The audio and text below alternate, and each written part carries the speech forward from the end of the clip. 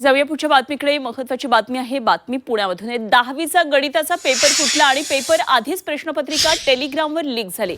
गणित पेपर 1 आणि गणित पेपर क्रमांक 2 हे दोन्ही पेपर फुटले. टेलिग्रामच्या ग्रुप ॲडमिन विरोधात या संदर्भात आता गुन्हा दाखल झालेला आहे. आणि या संदर्भात आणखी सविस्तर तपशील जाणून घेऊया. आमचे प्रतिनिधी निलेश खरमरे आपल्याबरोबर थेट पुण्यामधून जोडले गेलेत. निलेश, पुण्यामध्ये गणिताचा पेपर फुटल्यामुळे एकच खळबळ उडाली आहे. काय नेमके या संदर्भातले पुढचे तपशील येतात? काय नेमका तपास सांगतोय?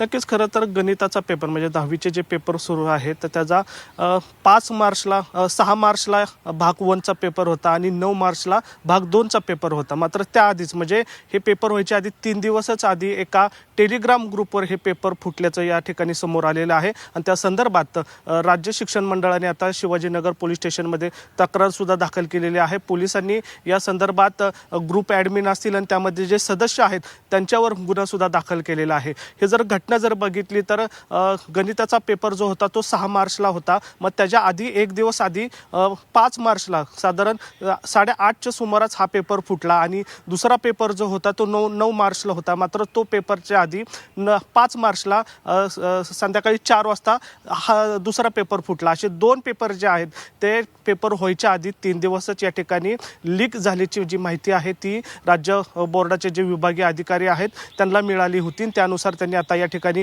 गुन्हा दाखल केलेला आहे. महत्त्वाचं म्हणजे 9 मार्चला पण या संदर्भामधले 2 पेपर जे आहेत ते लीक सुद्धा झाले होते. सायन्स 1 आणि सायन्स 2 असे 2 पेपर सुद्धा आहेत ते त्या टेलिग्राम ग्रुपवर लीक झाल्याची माहिती जी आहे ते आता या ठिकाणी मिळत आहे. त्यानुसार आता पुणे पोलिसांकडून एक विशेष पथक जे आहे ते या पेपर संदर्भात तपासीसाठी सज्ज झालेलं आहे.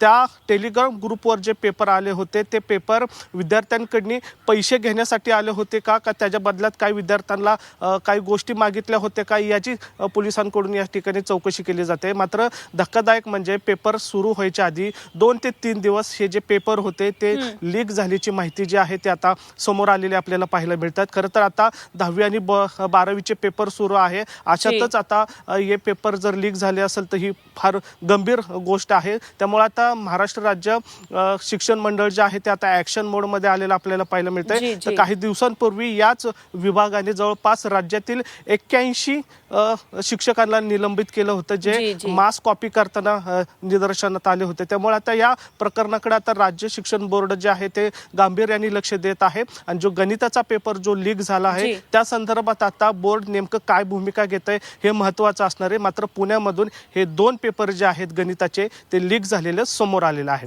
ठीक निलेश, जरूर या सर्व घडामोडींवर लक्ष ठेवून राहा. तपशील वेळोवेळी जाणून घेत राहू. निलेश खरमरे आमचे प्रतिनिधी आपल्याबरोबर होते.